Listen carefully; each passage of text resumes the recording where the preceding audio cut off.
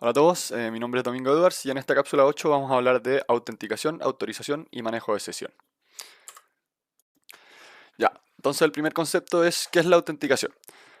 Sam Newman en su libro de microservicios habla de que es el proceso mediante el cual confirmamos que una parte es quien dice ser.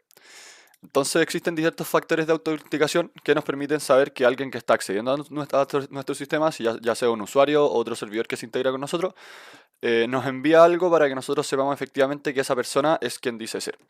Y no es, por ejemplo, un atacante o alguien que quiere tener acceso indebido.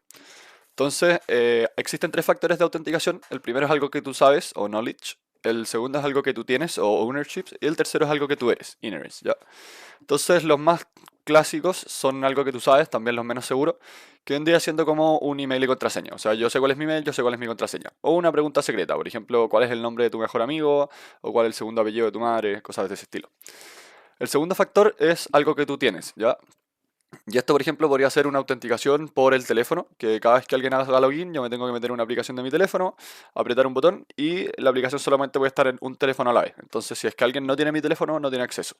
O, por ejemplo, una superclave, que son estas tarjetas de números como de coordenadas de los bancos, que en el fondo, si es que yo no tengo la superclave, no tengo las coordenadas, entonces no es algo que yo sé, sino que es algo que yo tengo. Y por eso es importante que nunca le saquen una foto a estas tarjetas o que tengan hartas coordenadas para que alguien no se las aprenda de memoria.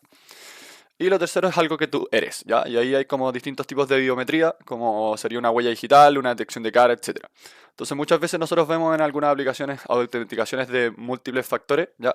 Que vendría segundo, por ejemplo, cuando yo hago un pago en un banco, tengo que poner el email, el root y la contraseña para entrar al banco, pero además cuando hay un pago, se ocupa una aplicación en el teléfono como Santander Pass o, por ejemplo, el DigiPass del Vice, etcétera. O de repente te pasan incluso una superclave y uno tiene estas tarjetas de coordenadas. Entonces, cuando yo quiero hacer algo importante, tengo dos factores de autenticación, ¿ya? Mercado Libre, por ejemplo, uno hace login con usuario y contraseña, pero cuando quiere hacer una compra, de repente te pide como una detección facial. Y ahí tienen, por ejemplo, un factor de algo que tú eres, ¿ya? Entonces, ahora, ¿qué es la autorización? Bueno, según la definición de Wikipedia, que yo la encontré bastante buena, es el proceso de autorización que se suma para decidir si la persona, programa o dispositivo X tiene permiso para acceder al dato, funcionalidad o servicio Y. Es decir, qué acceso le damos a una persona. Por ejemplo, un administrador puede borrar tablas en base de datos, pero un operario no tiene ese tipo de autorización. Entonces, si es que un principal que se llaman, que como sale acá podría ser una persona, un programa o otro dispositivo que se integra a nuestro sistema, tiene permiso va a ser una cosa Y, ¿ya? Entonces existen diferentes como tipos de autorización también. Existen algunas que son basadas en roles, como por ejemplo dividir a todos tus usuarios en administrador, manager, cliente, certificado, visita, etcétera. Basada en atributos, ya, en el fondo yo le digo como a alguien le doy un token o le doy una tarjeta que le dice a qué tiene acceso, ya. Entonces, por ejemplo, si uno ve en un hotel, como que le pasan una tarjeta a cada persona con los accesos que tienen las piezas. Y yo en la tarjeta le pongo a qué tiene acceso. Por ejemplo, tiene acceso a la tabla de usuarios, a la tabla de libros y a las películas. Pero no tiene acceso a otro tipo de cosas, ¿ya? Y hay como una detallación, por decirlo así, como una especificación en lo que es en atributos, que vendría siendo como el Fine Grained Authentication, que vendría siendo como tú tienes permiso para leer los libros, como para hacer get, pero no tienes permiso para escribir en los libros y cambiar la información. Entonces ahí podríamos poner como books.read, book.write y darle como accesos de lectura o escritura o de borrar cosas a la autorización que nosotros le damos a la persona o servicio X, ¿ya? Entonces, existen diferentes implementaciones, ¿ya? La primera es por cookies de sesión y la segunda es por Access Token, en específico con JSON Web Token. Entonces, existen como documentos en Internet, que son los Requests for Comments, que detallan toda la especificación de qué son las cookies, para qué sirven, etcétera, por qué se crearon, y también para los Access Token, ¿ya? Ahí están como anotados los códigos y si es que quieren ver el detalle de qué se hace, como el detalle de cada una y toda la especificación, pueden ir a leerlo, lo recomiendo bastante. Entonces, las session cookies permiten persistencia al lado del servidor y del cliente, ya que como HTTP es un protocolo stateless, en que el servidor no mantiene estado, entonces nosotros le ponemos estas cookies al navegador. Entonces, quien guarda información de estado son los clientes y no el servidor. La gracia es que son fáciles de implementar, ¿ya? Y que son stateful, o sea, yo mantengo la sesión con el usuario, ¿ya? Y la sesión se elimina al cerrar el navegador. Esto es algo muy típico, por ejemplo, en las páginas de los bancos que quieren que cuando yo cierro el navegador se salga la sesión. Pero tiene como mala usabilidad en los usuarios cuando yo quiero efectivamente persistir la sesión, por ejemplo, en mi cuenta de Facebook. En mi cuenta de Facebook yo me puedo meter hoy día o mañana y probablemente voy a seguir estando logueado, ¿ya? Con cookies de sesión no podríamos hacer esa implementación, ¿ya? En cambio, los Access Token tienen la persistencia del lado del cliente, lo cual lo hace más stateless y esto permite una mejor escalabilidad, porque yo no tengo que estar guardando en mi base de datos las cookies de sesión a diferencia del otro modelo. Tiene mayor lógica de autorización porque yo le puedo poner como datos dentro de un JSON Web Token y eso permite yo, por ejemplo, poner estos roles que habíamos dicho acá dentro del token y no tengo que estar como manejando los roles en el código en el servidor. Y tiene sesiones persistentes. Lo que decía antes con Access Tokens, nosotros le podemos dar un Access Token a un usuario que expira a la semana y ese usuario va a tener acceso al sistema durante toda la semana, entonces a nivel de usuario, por ejemplo, podría estar como logueado durante toda una semana. Algunos problemas que tiene es que nosotros, como no los tenemos guardados nosotros, sino que están del lado del cliente, nosotros no podemos como revocar los tokens a menos que efectivamente empecemos a guardarlo. Entonces, si es que a algún cliente mío le roban un token, entonces esa persona que robó el token va a tener acceso por toda la semana y yo como servidor no tengo nada que hacer, ¿ya? Entonces, acá hay un poco el flujo de lo que es una HTTP cookie. ¿Ya? En primer lugar, como esto es autenticación y autorización, lo primero que tiene que hacer el usuario es autenticarse. ¿Ya? Entonces, en este caso, hace un post a una ruta de login y envía su usuario y contraseña. Nuestro servidor crea un ID de sesión, que es un identificador único de esa sesión, y le retorna ese ID de sesión al usuario. Ya puede ser un UID o algún otro tipo de ID. Y le envía con el header setCookie. SetCookie, el navegador recibe ese header y va a setear la cookie en las cookies del navegador, ¿ya? Y va a quedar como ahí el guardada su sesión. Y al mismo tiempo, cuando yo le mando esta sesión, tengo que yo guardar también todos los datos de esa sesión en mi base de datos. Entonces, como ven, se guarda el Session ID del lado del cliente y se guarda el Session ID en el lado de la base de datos. Eso permite que cuando el usuario quiera acceder nuevamente en una comunicación siguiente, manda el Session ID en la cookie. Yo reviso en mi base de datos si efectivamente ese usuario tiene esa sesión, reviso quién era el usuario, si es que está expirada, si no está expirada, etc. Y le envío el contenido, ¿ya? Entonces, si el usuario no me envía la cookie, yo le niego el acceso, pero si es que el usuario efectivamente me envía la cookie y yo la tengo en mi base de datos, entonces le puedo dar acceso.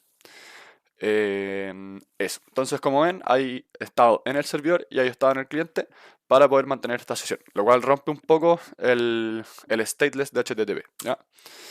El segundo caso es un flujo con JSON Web Token, que al principio tenemos la misma parte del flujo, en el fondo se hace un post a una ruta de autenticación que me envía el usuario y contraseña, yo chequeo que el usuario y la contraseña sea correcta, y en vez de devolverle una cookie, esta vez le vamos a devolver un token, ¿ya? Entonces yo le devuelvo aquí un Access Token con el JSON Web Token, y después el usuario me tiene que enviar cada vez el token a mi servidor y yo solamente tengo que chequear que el token sea válido. Entonces ustedes me preguntarán cuál es la diferencia entre este flujo y el otro.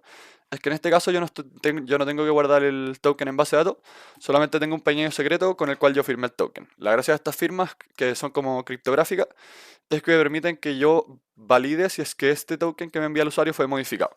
Y si el usuario modifica el token, entonces se rompe la firma y yo no puedo ver que efectivamente, o sea, y yo puedo ver que efectivamente ese token no fue generado por mí. Entonces al final es como un sello que nosotros hacemos cuando generamos el token que permiten saber que este token efectivamente no ha sido modificado. Resumiendo el flujo, entonces hay autenticación y luego cuando me envían los datos con el token yo sí puedo devolver entonces el payload y se pasa también la autorización, ¿ya? Entonces, ¿cómo se ve un JSON Web Token? En general son 3 JSONs, ¿ya? El primero tiene como el algoritmo de firma, que en este caso es HS256, y el tipo de token. En este caso el token es un JSON Web Token. Después tiene un payload, que nosotros le ponemos para poner todos los datos que nosotros queramos.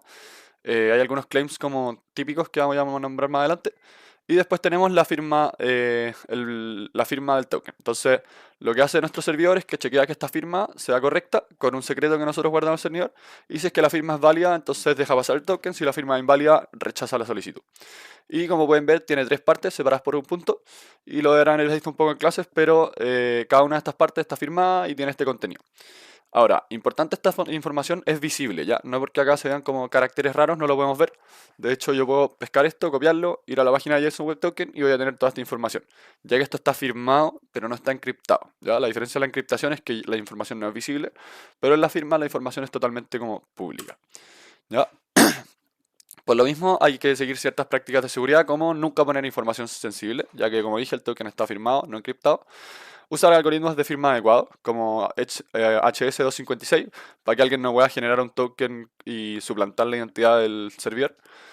Lo tercero es dar tiempos de expiración adecuados, ya que, como les decía antes, si es que yo le doy un año de token, si alguien roba ese token, entonces esa persona que le robó el token al usuario va a tener acceso malicioso durante todo el año y yo no voy a poder hacer nada frente a ello. Entonces, en general, traten de dar expiraciones más o menos cortas. Dar acceso restringido, ya que como me pueden robar el token, entonces hay ciertos flujos que mejor que el usuario de nuevo tenga que poner su huella digital o tenga que usar alguna autenticación de otro tipo, porque si es que a mí me roban el token del banco, por ejemplo, yo no quiero que la persona haga compra. Entonces, para las compras del banco, que es como la cosa más importante, de nuevo yo le pido una autenticación y no le doy como acceso durante harto tiempo. Y lo quinto es donde ustedes guardan el token, o sea, dónde lo guardo yo en el navegador para que me lo roben menos. Y para eso lo pueden guardar en local storage o en HTTP cookie. Cada uno tiene sus ventajas y desventajas. Local storage tiene como cross-site scripting que le pueden hacer y HTTP cookie está como a site request forgery. Así que ahí tienen que ir, leer bien y ver dónde lo van a implementar.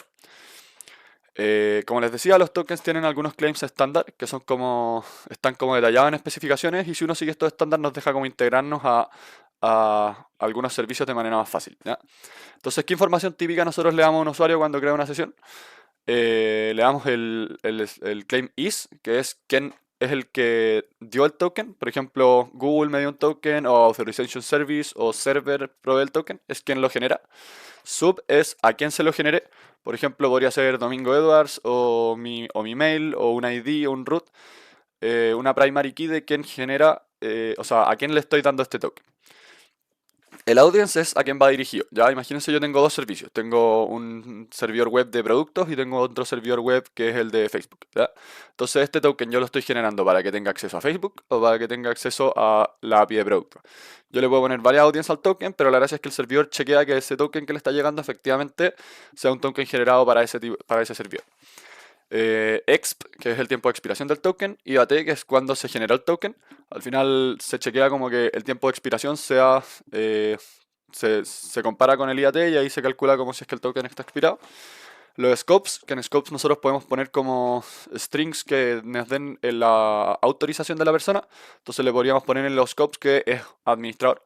O podríamos poner books o books.read según las formas de autorización que habíamos hablado anteriormente. Y lo otro es que hay muchos más claims reservados. Acá les dejo el link. Así que si es que ustedes le quieren meter algo a su token que necesiten para su aplicación, vayan a este link, vean si hay algún claim estándar que cumple su caso de uso. Y si es que no hay, ahí pueden inventar uno que no colisione con nosotros para que no tengan problemas si se integran con alguien más. Entonces existen lo que se llaman Identity Providers, que nos permiten como tener autorización y autenticación, tanto del lado del servidor como del cliente, de manera más fácil. Algunos proveedores típicos son Auth0 y Okta, y la gracia es que estos implementan los estándares de forma bastante rigurosa, y eso permite tener, por ejemplo, cosas como Single Sign-On o Social Sign-In, como login con Facebook, con Google, con Microsoft. Permiten integrar algunos sistemas que, como cumplen el estándar, tienen como la misma interfaz y permite como implementar esto de manera mucho más rápida. Y además, como acá también hay un tema de seguridad, es mejor también usar estos proveedores, ¿ya? En el caso del proyecto, la idea es que ustedes implementen autenticación y autorización. Entonces no vamos a usar los proveedores, sino que lo van a hacer ustedes mismos. Las decisiones de implementación para la cápsula práctica de este contenido va a ser una autenticación por email y contraseña. ¿Ya? Vamos a usar un solo factor y va a ser email y contraseña por simplicidad. Vamos a usar autorización por roles, o sea, en el scope le vamos a poner si es que es admin, si es que es certificado, si es que es un usuario normal, etc. La implementación también va a ser por Access Token, o sea, no vamos a usar cookies de sesión, sino que vamos a hacerlo con JSON Web Token para facilitar como la transmisión de información en la sesión y para no tener que guardar tokens en base de datos.